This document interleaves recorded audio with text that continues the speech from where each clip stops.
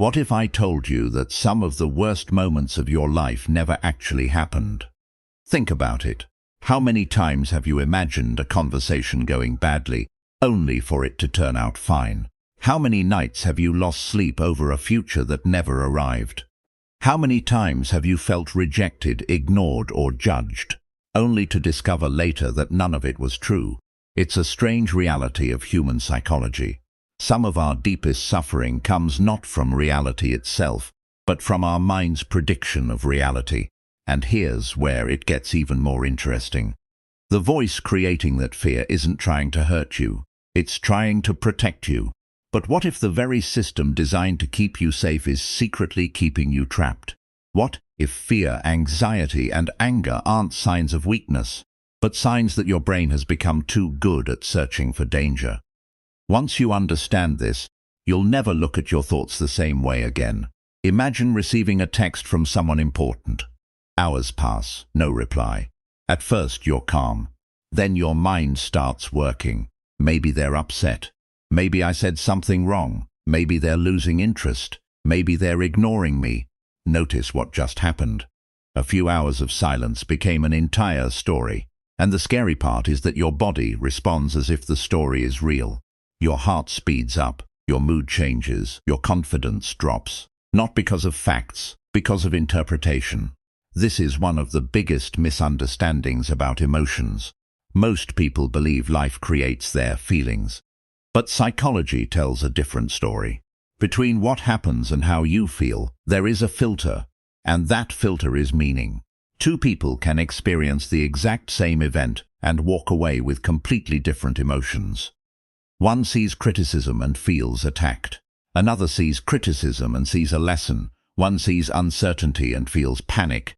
Another sees uncertainty and feels possibility. The event is the same. The meaning is different. And meaning changes everything. This is why negative thoughts are so powerful.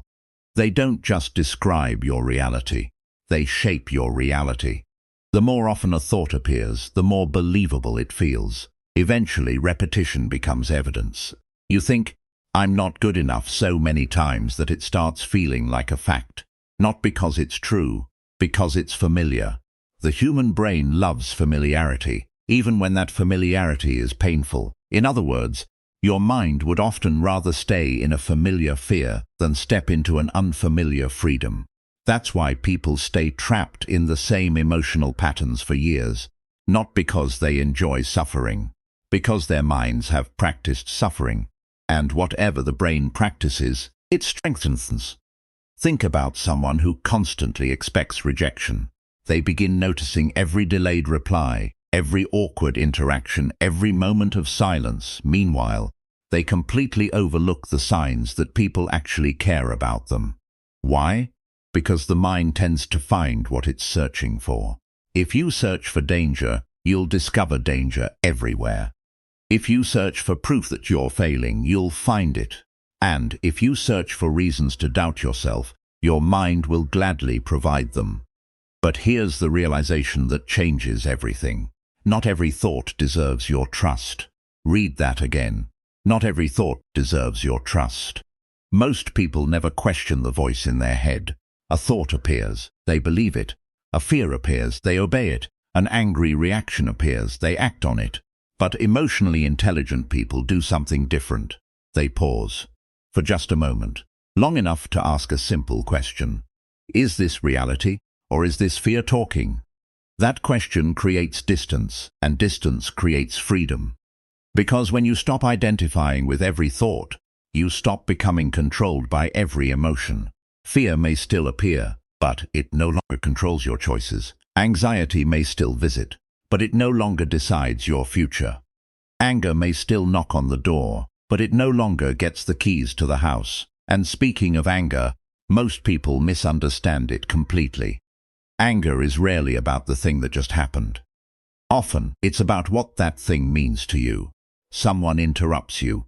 Maybe you feel disrespected. Someone criticizes you. Maybe it touches an old insecurity. Someone ignores your effort. Maybe it activates a deeper fear of not being valued. The event is on the surface. The real trigger is underneath. That's why understanding yourself is more powerful than controlling other people. You can't control every situation. You can't control every opinion. You can't control every outcome. But you can learn to understand the stories your mind creates. And that understanding changes everything. Because the strongest people aren't the ones who never feel fear. They're the ones who stop treating fear like a command. They aren't free because life became predictable. They're free because they stopped demanding certainty before taking action. And perhaps that's the greatest trap of all.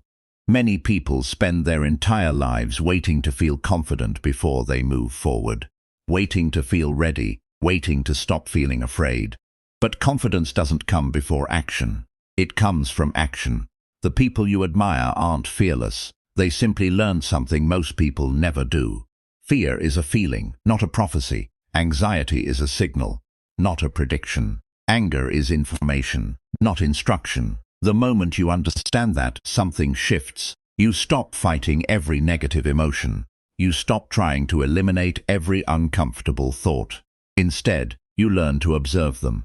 And the strange thing is, the less you fight them, the less power they have over you. Because your freedom was never hidden in controlling your thoughts. Your freedom was hidden in realizing that you are not your thoughts. You are the one watching them. And the day you truly understand that difference is the day fear loses its authority, anxiety loses its grip, and anger stops running your life. Not because those emotions disappear, but because for the first time, you're no longer following them wherever they lead.